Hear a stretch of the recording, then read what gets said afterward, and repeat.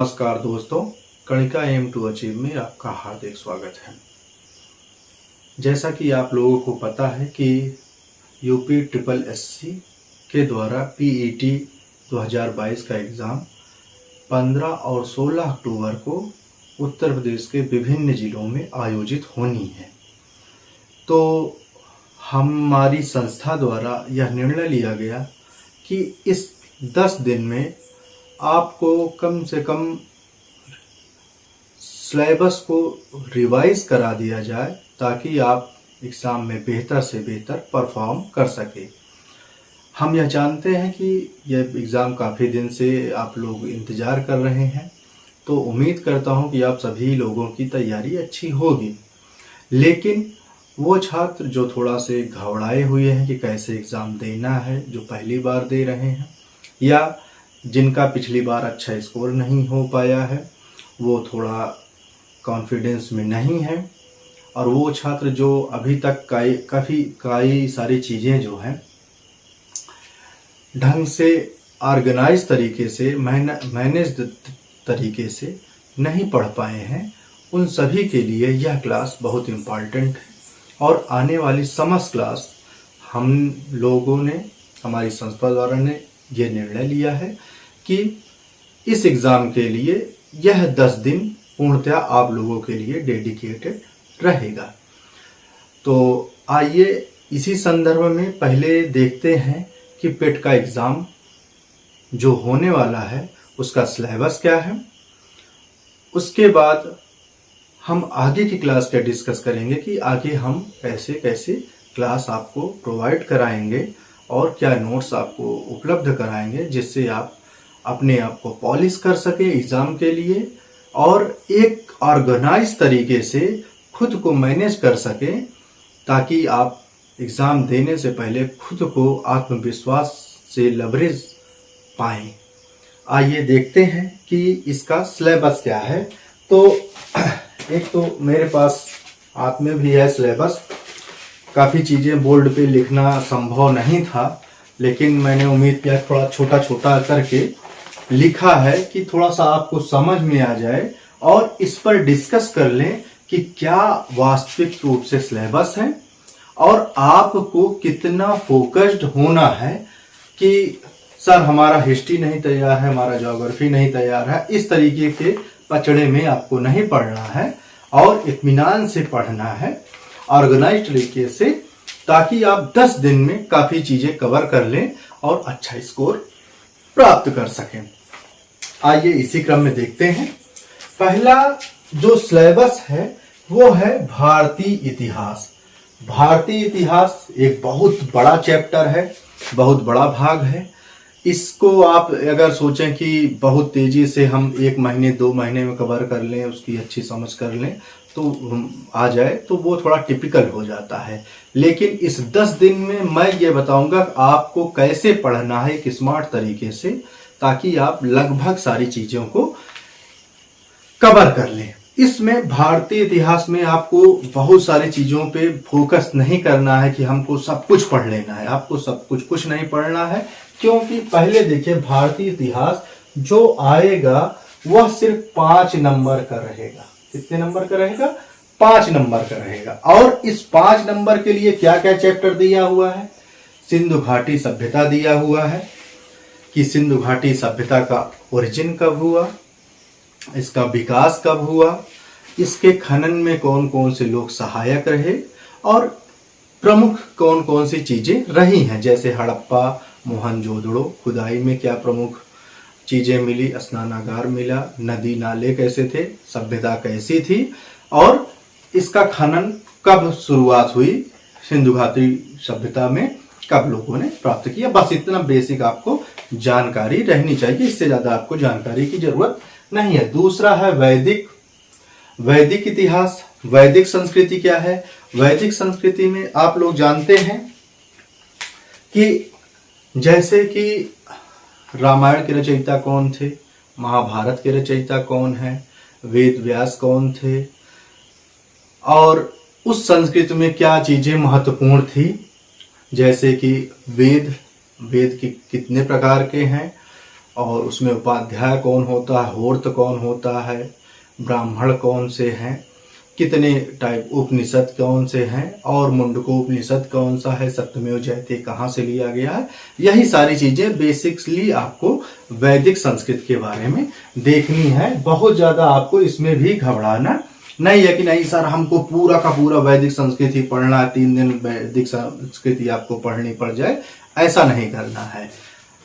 अगला है मौर्य का समय, और मौर्य में इन्होंने स्पेसिफाई किया है अशोक के बारे में। तो आप समझिए मौर्य साम्राज्य कब स्थापित हुआ, जब मगध पर घनानंद का शासन था। घनानंद को हटाकर चंद्रगुप्त मौर्य ने राजा बने, चाणक्य उनके मंत्री बने, प्रधानमंत्री बने।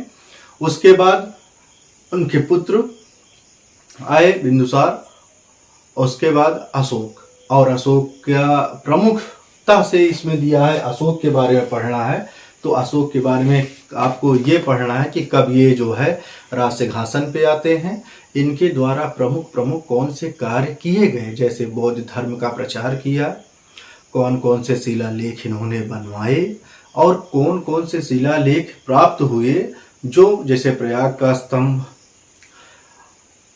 ना, तो इन तरीके के शिलालेख, सांची का स्तूप जो है, कुछ और अन्य जो अभिलेख हैं जो अशोक के समय के थे, और उस अभिलेखों में कौन कौन सी लिपियों द्वारा लिखावट है, ये सारी चीज़ें आपको देखनी है। उस समय के कौन से सिक्के थे, सिक्के की क्या क्वालिटी थी, ये शासन व्यवस्था क्या थी, और उनके द्वारा प्रमुख लड़ाइयाँ कौन सी लड़ी गई। बस इससे ज़्यादा आप नहीं पढ़ना है कि नहीं हम और सारी चीज़ें पढ़ें, उसको डिटेल की ज़रूरत नहीं है। फिर है बौद्ध जैन। तो बौद्ध जैन में इन्होंने लिखा है जीवनी एवं शिक्षाएं। तो पहला तो जीवनी क्या है बौद्ध की, महात्मा बुद्ध की, कि वो कहाँ पैदा होते हैं, उनके माता पिता का नाम क्या था, बचपन क्या नाम था, उसके बाद वो क्या देखते हैं जिससे घबरा जाते हैं, उसके बाद कहाँ पे आते हैं, तो वो जैसे गया है वहाँ पे आते हैं, वहाँ ज्ञान प्राप्त करते हैं, पहली बार कहाँ वो लेक्चर देते हैं, अपना व्याख्यान देते हैं, अपना उपदेश देते हैं, तो सारनाथ में देते हैं। उसके बाद फिर उनका जो 3 शिक्षाएं कौन सी हैं, ये आपको याद रखते हैं, और 1-2 साहित्य के नाम जो बौद्ध धर्म से रिलेटेड हैं वो आपको याद रखते हैं, उससे ज़्यादा नहीं। इसी तरीके से जैन का कि महावीर स्वामी जी कब पैदा हुए।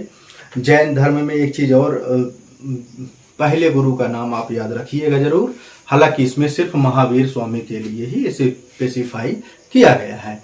तो जैन का बचपन का नाम, माता पिता का नाम, फिर ये कब जो है ज्ञान प्राप्त करते हैं, फिर इनकी प्रमुख कौन कौन सी शिक्षाएं थी, बस इससे ज़्यादा आपको नहीं देखना है।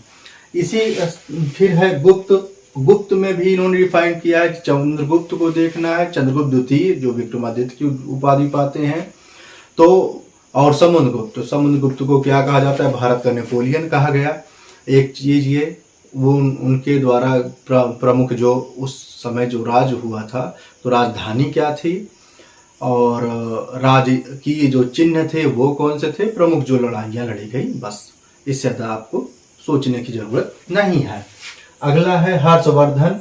हर्षवर्धन में हर्षवर्धन का जो कब जो है कितने समय तक शासन किया, और हर्षवर्धन मेनली सबसे ज़्यादा पूछा जाएगा उनके समय कौन कौन से ट्रेवलर्स आए। ट्रेवलर्स का मतलब कि विदेशी यात्री जो आए वो कौन कौन से हैं, उसके बारे में आपको देखना है। अगला है सल्तनत कालीन, मुगल कालीन, मराठा। तो सल्तनत कालीन में हमारा आता है जब से गुलाम वंश की स्थापना होती है, उससे पहले एक चीज और इसमें है राजपूत काल। राजपूत काल में है तो काफी लंबा, लेकिन आपको प्रमुख राजपूत काल में आपको ये पढ़ना है, पृथ्वीराज चौहान के बारे में पढ़ना है, राणा सांगा का जो प्रमुख लड़ाइयाँ हुई थी, बस उससे जैसे तराइन का युद्ध हुआ, पानीपत का युद्ध हुआ ये। उसके बाद सल्तनत कालीन में भी आपको सबसे अच्छा है कि आप गुलाम वंश जरूर पढ़ लें, कुतुबुद्दीन ऐबक, इल्तुतमिश और बलबन। और उसके बाद आप जो है अलाउद्दीन खिलजी का थोड़ा सा आप देख लीजिए, उनका प्रमुख युद्ध। शेरशाह सूरी के बारे में, वो तो मुगल के समय आ जाएंगे। इब्राहिम लोदी और जो फिरोज तुगलक वंश में मोहम्मद तुगलक, जिनके जो बेसिकली आपको कब ये सिंहासन पे बैठे और इनके द्वारा सब चलता है कि कौन सा कार्य कराया गया। बाकी और आपको याद नहीं रखना है कि नहीं सर हमको सारा चिट्ठा पढ़ना, कुछ नहीं, बस आप बेसिक लाइन 1 लाइन के रूप में पढ़ते जाएंगे। इसी तरीके से मुगल काल है, मराठा है। तो मुगल काल में आपको सबसे इम्पॉर्टेंट है आपके बाबर द्वारा 4 लड़ाइयाँ, वो चारों लड़ाइयों का सन आपको याद रखना चाहिए और किसके किसके साथ उनकी लड़ाई हुई थी। दूसरा है कि अकबर का जो है लड़ाई 1-2 तो याद रखनी है, साथ में अकबर द्वारा कौन से कार्य किए गए, इसमें से शाहजहां द्वारा और जहांगीर द्वारा या औरंगजेब द्वारा कौन कौन सा निर्माण कराया गया स्थल का, ये आपको याद रखें। जैसे शाहजहां ने लाल किला बनवाया, ताजमहल भी बनवाया, अकबर जी ने जो है प्रयागराज का लाल किला बनवाया, मोती मस्जिद किसने बनवाई, हाँ, चित्रकला किसके काल में ज़्यादा अच्छी थी, ये सारी चीज़ें आपको देखनी है। और उसके बाद है ब्रिटिश राज्य का अभ्युदय, मतलब फिर मुगल के बाद ब्रिटिश ही आते हैं, बिल्कुल है। तो वो सबसे पहले भारत में आक्रमण किसका हुआ, वास्को डी गामा का हुआ। तो अब इसमें याद रखना है कि सबसे पहले क्रम याद रख लीजिएगा थोड़ा सा, कि डच पहले आए, फ्रांसीसी पहले आए, अंग्रेज पहले आए, पुर्तगालीज पहले आए, ये आपको एक बार देख लेना है और कुछ नहीं। उसके बाद फिर ब्रिटिश का जो है पहला जो है लड़ाई जो होती है हम सिराजुद्दौला के साथ, बंगाल का युद्ध जो होता है वहाँ, उसको याद रखना है। उसके बाद आपको याद रखना है 1857 की लड़ाई कब हुई थी, किस कारण से हुई थी और उसमें प्रमुख कौन कौन से लोग जो है सम्मिलित हुए थे, जैसे झांसी की रानी, तात्या टोपे, कुंवर सिंह, हाँ, मंगल पांडे, और उस समय ब्रिटिश काल के वासराय कौन थे, एक चीज याद रखनी है। अगला है सामाजिक एवं आर्थिक प्रभाव। हाँ, उसके बाद है कि ब्रिटिश जब साम्राज्य फैला तो उस कारण से कौन कौन से प्रमुख सामाजिक परिवर्तन भारत में देखने को मिले, जैसे सती प्रथा के ऊपर जो है काफी ध्यान दिया गया। उसके बाद ग्रामीण लोगों के ऊपर भी ध्यान दिया गया। फिर कौन कौन से टैक्स प्रमुख रूप से लगाए गए, ये भी देखना है। ये प्रभाव ये जो है वो आपको मोटा मोटी देख लेना है बस, क्योंकि पूछेगा 5 ही क्वेश्चन भैया, इतने में से पूछना है इनको 5 ही क्वेश्चन। तो अब आप समझ लीजिए कि 5 क्वेश्चन में क्या पूछ लेंगे, बहुत डीपली नहीं पूछना है। तो आप तेजी से इसको रिवाइज करते चलिए। और इस बात को मैं बता भी दे रहा हूं कि हमारी संस्था द्वारा ये आपको एक बार रिवाइज कराया भी जाएगा और उसका पीडीएफ भी आप लोगों को मिल जाएगा हमारे टेलीग्राम चैनल पे। अगला है भारतीय राष्ट्रीय आंदोलन। अब ये देखिए, राष्ट्रीय आंदोलन बहुत इंपॉर्टेंट है, जिसमें से महात्मा गांधी सर्वोत्तम है। उनके महात्मा गांधी का आप पढ़िए कि 1906 से उनकी शुरुआत हुई, जब भारत में उनका आगमन हुआ। उसके बाद पुनः जब 1915 में आए तब भारत का जो आगमन हुआ, और उससे ज्यादा इंपॉर्टेंट हो जाता है 1919, जब गांधी जी एक्टिव होते हैं भारत में, चाहे 1919 हो, चाहे 1921 हो, चाहे 1926-27 हो, तो 1933 हो, पूना पैक्ट हो, भारत छोड़ो आंदोलन हो, क्रिप्स मिशन हो, ये सारी चीजें आपको इनका याद रखना है। गांधी जी का कौन कौन सा आंदोलन उन्होंने चलाया, कहां से चलाया, और उनके कौन कौन से प्रमुख सहयोगी रहे, ये आपको याद रखना है।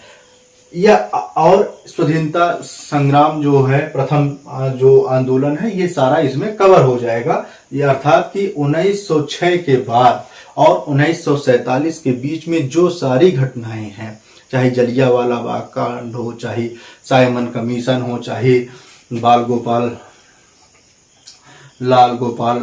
गोखले का जो भी रहा, बाल गंगाधर तिलक की जो बातें रही हैं, फिर उसी में आ जाता है आपका आजाद हिंद फौज का बात आ जाती है, और 1935 के इंडिया एक्ट आ जाता है। वो भी आपकी 1935 में जो इंडिया पे गवर्न करने के लिए रूल लागू हुआ, वो कौन कौन से थे, उसमें प्रमुख जो रूल थे और जिस पे विवाद हुआ, बस आपको उतना ही याद रखना है। फिर नेताजी सुभाष चंद्र में क्या रखना है याद, आपको सिर्फ ये कि वो कब अध्यक्ष बनते हैं, कब विरोध होता है, कब उनकी मृत्यु होती है, साथ में अभी घटनाक्रम जो अभी करंट से जोड़ दीजिए कि उनका ये इंडिया गेट पे इनका जो है जो मूर्ति लगी किस डेट को लगी, ये भी आप याद रखिएगा। सुभाष चंद्र बोस के बारे में थोड़ा सा आप पढ़ लीजिएगा बस। 5 नंबर का ये भी पूछना है, कितने का, 5 नंबर का ही है, ज्यादा इसमें सोचना नहीं है, लेकिन हाँ ये घटनाक्रम आपको याद रहना चाहिए फौरी तौर पे। अगला है भारत का भूगोल। अब भारत का भूगोल है और इसमें पूछा है कि भूगोल में पूछा भारत एवं विश्व का भूगोल।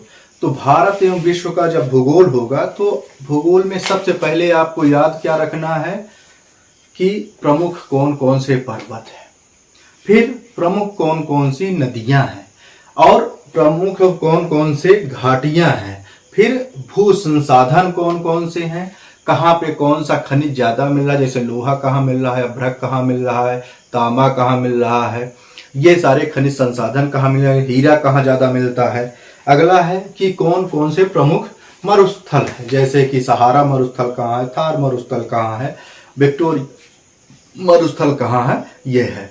सबसे बड़ी नदी कौन सी, नील है, अमेजन है, गंगा है, ब्रह्मपुत्र है, यांसी है, ये आपको थोड़ा सा याद रखना है। बहुत ज्यादा ये नहीं कि हमको पूरा विश्व का मैप याद रखना, थोड़ा सा एक बार सरसरी निगाह से आप देख लीजिए, जो प्रमुख चीजें हैं उसको आप कवर कर लीजिए। और हाँ एक चीज और ध्यान रखना, जो अभी हाल में घटनाक्रम हुई हैं कुछ देशों का राज्य और राजधानी और उनकी मुद्राएं भी आपको याद रखनी है। आगे समान जागरूकता में उन्होंने कहा भी है।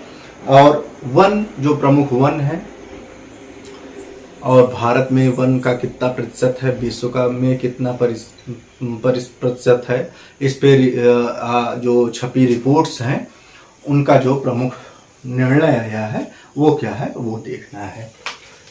इसके बाद आता है अर्थव्यवस्था।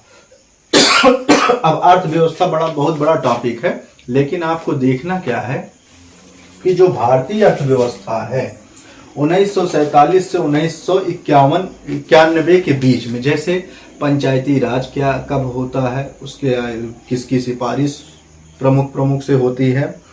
अगला है, इसी में एक चीज और है, बहुत भूगोल हो गया, इसमें जलवायु मौसम टाइम जोन भी दिया है। तो जलवायु मौसम मतलब मानसूनी मौसम कब होता है, ठीक है, और शीत ऋतु कब आती है, वसंत ऋतु कब आती है, ये आपको याद रखने हैं। जलवायु कौन कौन से भारत को प्रमुख रूप से कितने जलवायु क्षेत्र में बांटा गया है, उत्तर प्रदेश को कितने जलवायु क्षेत्र में बांटा गया है, ओजोन दिवस कब मनाया जाता है, ओजोन की परत कैसे उसकी थिकनेस नापी जाती है, और उसके बाद टाइम जोन, जैसे भारत जो है कितने टाइम जोन पे है, और ग्रीनविच रेखा क्या है, अलग अलग 2 देशांतर बीच रेखाओं के बीच की दूरी में जो है कितने टाइम का अंतर आता है, ये सारी चीजें थोड़ा सा आप देख लेनी है। फिर जनसांख्यिकी है, जनसांख्यिकी में सेंसस ही पूछेगा, तो अलग अलग राज्यों में जनसंख्या कितनी है, साक्षरता कितनी है, ये जो है लिंग अनुपात कितना है, भारत का लिंग अनुपात कितना है, खासकर उत्तर प्रदेश का कितना है, ये सारी चीजें थोड़ा सा आप ध्यान जरूर दीजिएगा, ठीक है। बाकी भूगोल में और कुछ नहीं पढ़ना। भारतीय अर्थव्यवस्था की बात हुई हमारी, तो अर्थव्यवस्था में आपको जो है पंचायती राज सबसे पहले देखना है, फिर योजना आयोग का गठन कब हुआ था, हाँ, उसका पदेन अध्यक्ष कौन है, अब योजना आयोग कब जो खत्म होके नीति आयोग बन गया, इसका गठन कब हुआ, इसका पदेन अध्यक्ष कौन है, ये देखना है। हरित क्रांति कब हुई, ऑपरेशन दुग्ध क्रांति कब हुई और इसके जनक कौन थे, ये सारी चीजें हैं। और बैंकों का राष्ट्रीयकरण बहुत सिंपल है कि हरित क्रांति कब हुई, टाइम, जनक कौन थे, बस। श्वेत क्रांति कब हुई, टाइम और इसके जनक कौन थे भारत में। बैंकिंग का राष्ट्रीयकरण कब शुरू हुआ और इससे पहले बैंकिंग व्यवस्था क्या थी, पहला जो बैंक कौन सा था, राष्ट्रीयकरण कब हुआ और किसकी संस्तुति पे हुआ, बस, इससे ज्यादा नहीं। फिर ये जो है मेनली जो है 1947 1991 बीता है। फिर पूछता है 1991 के बाद जो आर्थिक जो है सुधार किए गए वो कौन कौन से थे। तो वो आपको जो प्रमुख प्रमुख सुधार थे उनको आपको याद रखना है। जैसे कि आप एक तरीका आप सोच लीजिए कि जैसे आया कि ओपन कर देना, मार्केट को ओपन कर देना, ठीक है, पब्लिक पार्टनरशिप को बढ़ाना, प्राइवेटाइजेशन को बढ़ाना, ये सारी चीज़ें उस समय शुरुआत की गई अर्थव्यवस्था को बूम लाने के लिए। उसके बाद फिर इसी में आगे आ जाता है कि 2014 के बाद कौन कौन से सुधार किए गए, जिसमें कृषि में क्या सुधार हुआ, ढांचागत क्या सुधार हुआ, श्रम में कौन कौन से नए कानून आए, जीएसटी क्या है, किस संशोधन के थ्रू आया, इसका कौन कौन कितने सिलेबस में बांटा गया है, और थोड़ा सा जो प्रमुख आर्थिक गतिविधियां हैं उनके बारे में आपको पढ़ लेना है। ये भी क्वेश्चन 5 ही नंबर का इसमें से भी पूछा जाएगा। फिर है अगला भारतीय संविधान लोक प्रशासन। तो इसमें मेनली आपको ये ध्यान रखना है कि भारतीय संविधान की प्रमुख विशेषताएं जैसे कि भारतीय संविधान का निर्माण कब हुआ, इसका पदेन अध्यक्ष कौन था, प्रारूपी समिति हुई तो उसमें कौन अध्यक्ष थे, कब लागू हुआ, उसके बाद फिर संविधान में कितने भाग हैं, कितनी अनुसूचियां हैं, उसके बाद फिर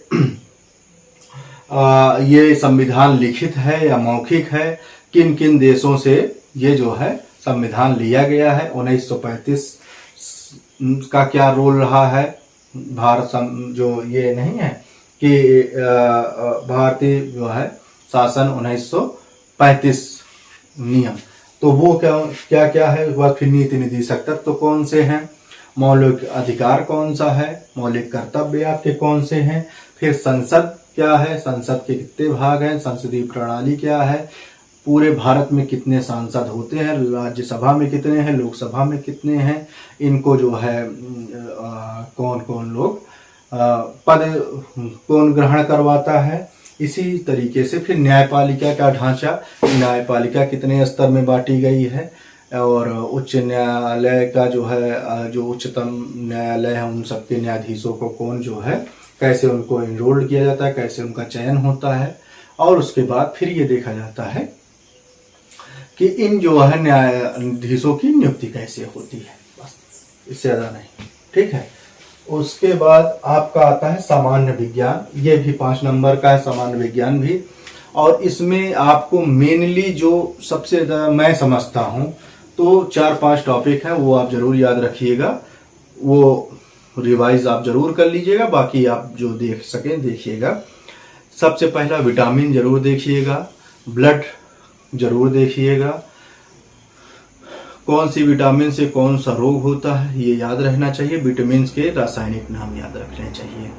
अगला है कि प्रमुख कौन कौन से रोग है, जैसे मलेरिया किससे होता है, डेंगू किससे होता है, चिकनगुनिया किससे होता है, हीमोफीलिया किससे होता है, और आपका जो एड्स क्या है, और कुष्ठ रोग किससे फैलता है, और दूरदृष्टि दोष क्या है, और निकट दृष्टि दोष क्या है, वर्णांधता क्या है, ये सारी चीज़ें आपको पता होनी चाहिए। अगला जो है इसमें याद है परमाणु का नाभिकीय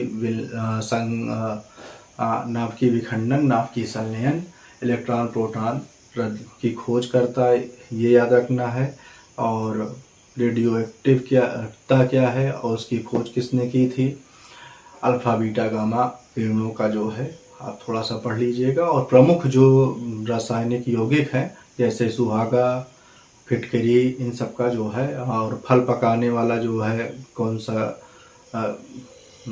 पदार्थ यूज होता है, ये सारी चीज़ें आपको याद रखनी है। भौतिक में आपको याद रखना है, मात्रक जरूर याद रखना है, सदिश अदिश राशि याद रखनी है, प्लस जो है गुरुत्वाकर्षण, उत्तोलन और जड़त्व का नियम ये जरूर याद रखना है, और कुछ जो घटनाएं हैं हाल में हुई हैं जैसे हिग्स बोसोन वाली बातें थी, इन सब चीज़ों को याद रखना है, बाकी इसमें सोचना नहीं है।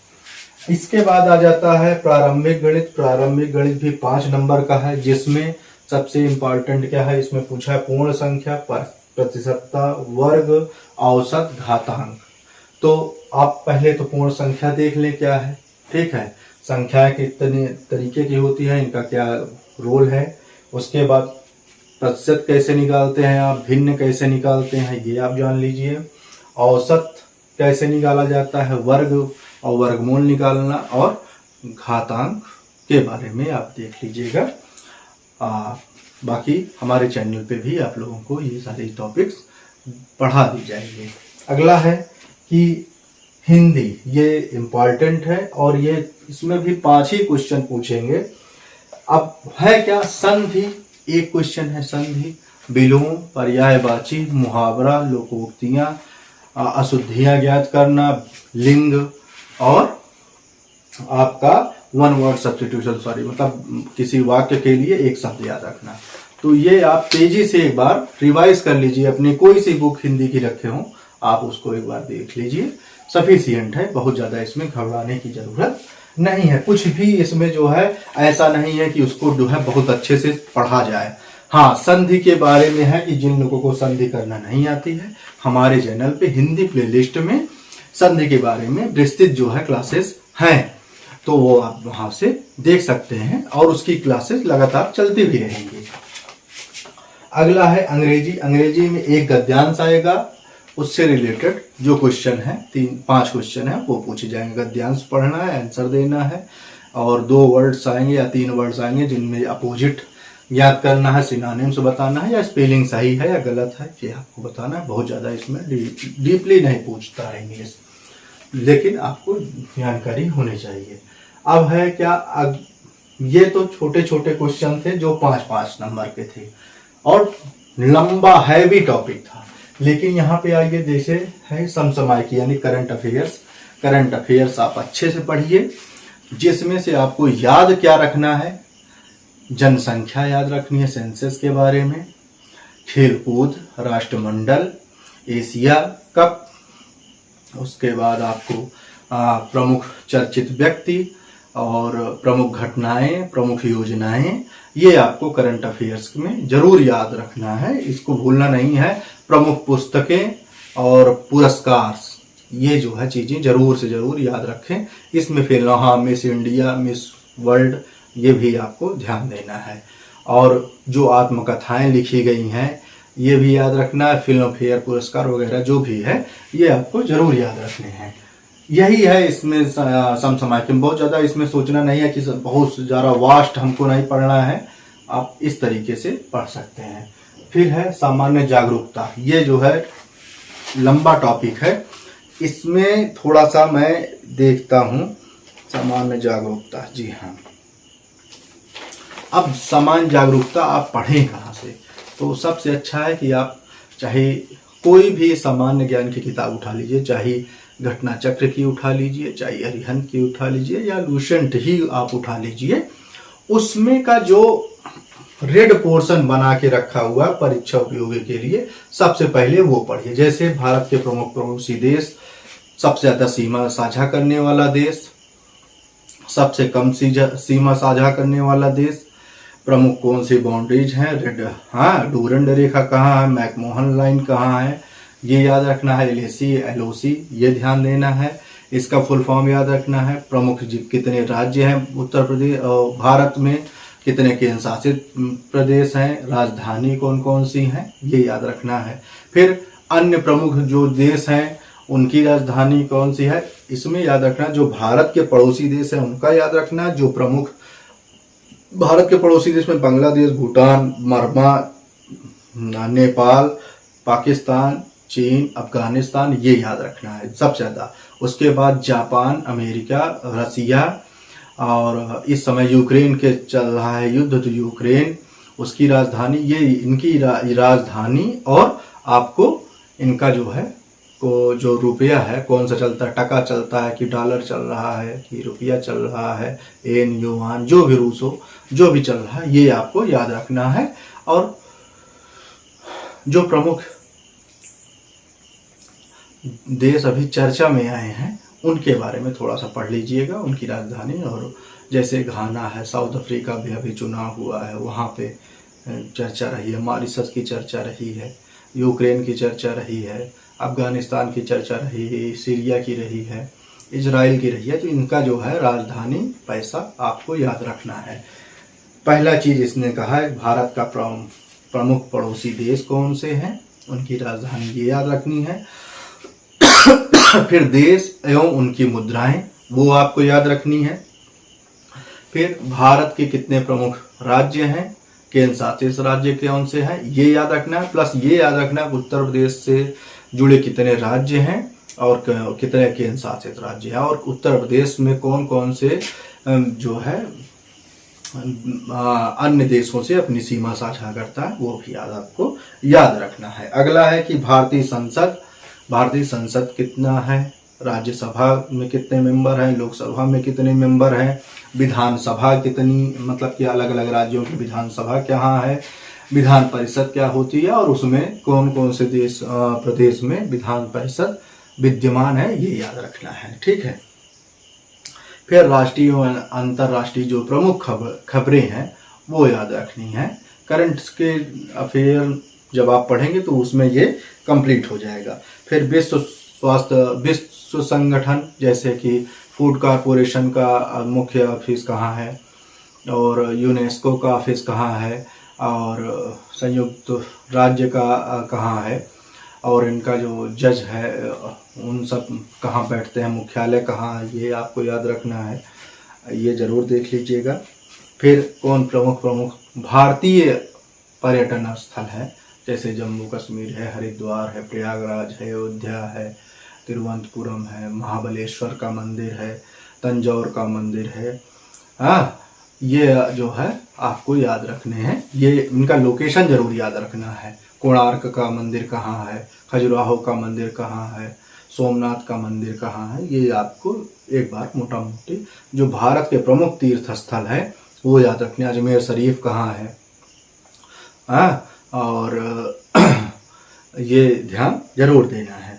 फिर भारत की कला एवं संस्कृति में आपको क्या याद रखना है, प्रमुख जो है राज्यों में कौन कौन से डांस होते हैं जो उनके प्रमुख है, जैसे बिहू कहाँ का नृत्य है, कथक कहाँ का है, भरतनाट्यम कहाँ का है, ठीक है, कुचिपुड़ी कहाँ का है, गिद्धा कहाँ का है, ये सारी चीज़ें याद रखनी है। या उस क्षेत्र में कौन कौन से प्रमुख घटनाएं हुई हैं जो वहाँ की संस्कृति से, जैसे टेराकोटा कहाँ के लिए प्रसिद्ध है, चिकनकारी कहाँ होती है प्रमुख रूप से, और इस तरीके की चीज़ें आपको एक बार जरूर देख लीजिएगा।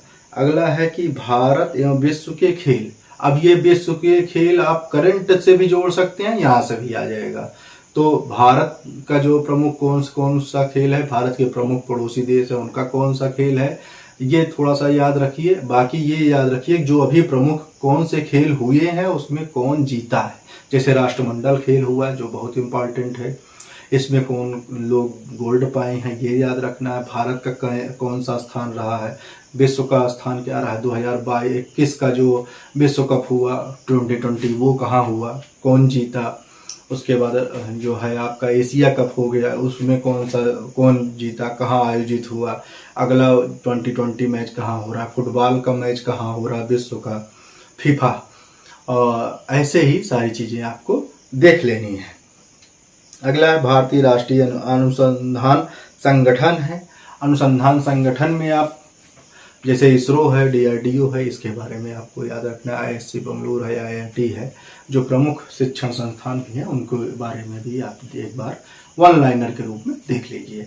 अगला है कि प्रसिद्ध पुस्तकें पुरस्कार, तो ये करंट में भी है, इसमें भी है कि कौन से प्रमुख जो करंट में चर्चित पुस्तकें हैं वो आप याद रखिएगा, वही चीज़ पूछी जाती है, बाकी आप परेशान ना होइए। कुछ हाँ जो प्रमुख पुस्तकें हैं जो सदाबहार हैं, जैसे रामायण के रचयिता कौन है, ठीक है, कि नारायण मालगुडी डेज किसने लिखी थी।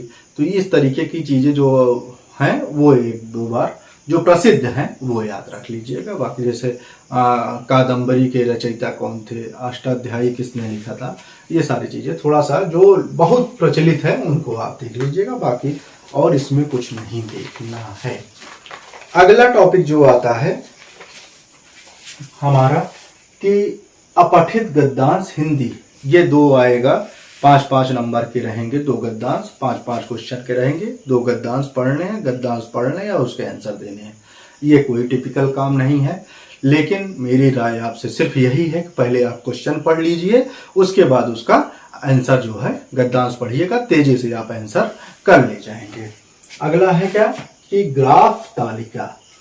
ये मैथ का पोर्शन है, ग्राफ बनाना और उससे रिलेटेड जो क्वेश्चन है ये आएगा। 2 क्वेश्चन आएंगे ग्राफ के, 2 क्वेश्चन आएंगे तालिका का।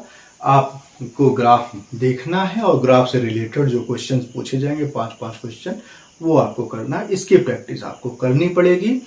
कुछ यहाँ पे हम करवाएंगे, बाकी आपके पास जो बुक है संबंधित वहां से आप कर लीजिए जरूर, ठीक है। इसी तरीके से तालिका में भी है, बहुत कठिन कुछ नहीं है, आप जब देखेंगे समझ जाएंगे कि ज्यादा टिपिकल नहीं है। घबराना बिल्कुल नहीं, ग्राफ हमको नहीं आ रहा है, तालिका नहीं आ रहा है। थोड़ा सा यहाँ हम जो है समझाने का प्रयास करेंगे और आप खुद प्रैक्टिस करेंगे, समझ जाएंगे कि ज्यादा टिपिकल नहीं है। अगला है तर्क शक्ति, जिसमें कोडिंग, डिकोडिंग, समूह में भिन्न, ब्लड रिलेशन, घड़ी, कैलेंडर, कारण प्रभाव, यही है। तो इसमें ज़्यादा टिपिकल कुछ भी नहीं है, लेकिन आप प्रैक्टिस जरूर कर लीजिए। प्रैक्टिस करे रहेंगे तो आपका कॉन्फिडेंस काफ़ी अच्छे से बूस्ट रहेगा, आप घबराएंगे नहीं।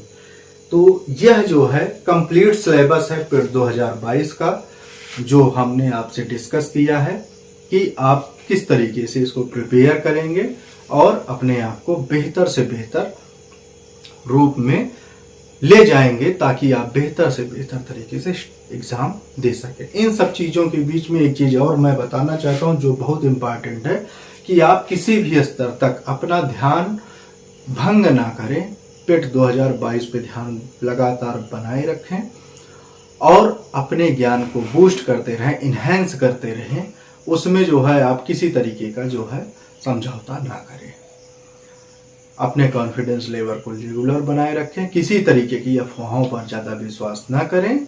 और हाँ, कि वो छात्र जो सोच रहे हैं कि मैं एग्ज़ाम नहीं दूं चल जाएगा, तो आपसे ये बता दूं कि पिट एग्ज़ाम देना इम्पॉर्टेंट है, क्योंकि इसी के थ्रू कई सारी वैकेंसीज फिलअप की जाएंगी और आपको ज़्यादा से ज़्यादा अच्छा परफॉर्मेंस भी करना है। इसलिए करना है कि ताकि आप हर वैकेंसी के लिए एलिजिबल हो सकें। नहीं तो क्या होगा कि आप कम नंबर रहेगा तो आपका जो है हर वैकेंसी के लिए आप शॉर्ट लिस्ट नहीं हो पाएंगे। तो ये 2 चीज़ें ध्यान रखना है। जितना हो सके खुद को झोंक दीजिए इस लड़ाई के लिए। लड़ाई शब्द तो उचित नहीं है, लेकिन कह सकते हैं एक जनरल टर्म में कि आप अपने आप को बेहतर तरीके से इसके लिए तैयार करिए। अभी 10 दिन है, बिल्कुल मत घबराइए। 10 दिन में आप बिल्कुल अच्छे से पॉलिश हो जाएंगे, अच्छे से आपका सारा चीज़ तैयार हो जाएगा। तो मिलते हैं अगले क्लास में अन्य लेक्चर के साथ, जो हमारा लेक्चर चल रहा है। हाँ, एक सूचना ये है कि हमारी संस्था के द्वारा आप सभी लोगों को फास्ट और बूस्ट तरीके से इस यूपीट्रिपलएससी पेट का एग्ज़ाम की तैयारी कराई जाएगी, जिसमें PDF फॉर्मेट में हम तेज़ी से आपको सिर्फ रिवाइज कराते चलेंगे बहुत सारे जो इम्पोर्टेंट फैक्ट हैं। तो आप अपना पढ़ते रहिए। हमने कहा घटना चक्र की सामान्य विज्ञान की बुक आती है, चाहे वो आप ले लीजिए, चाहे लूसेंट की जो है सामान्य विज्ञान की आती है वो आप ले लीजिए। उससे आप तेजी से खुद को रिवाइज कर लीजिए, वो सफिशियंट है इन सब चीज़ों के लिए।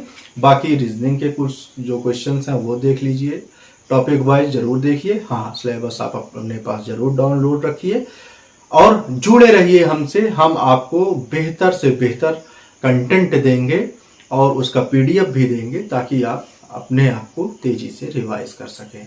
तो मिलते हैं अगले क्लास में अगले स्टेप के साथ। धन्यवाद।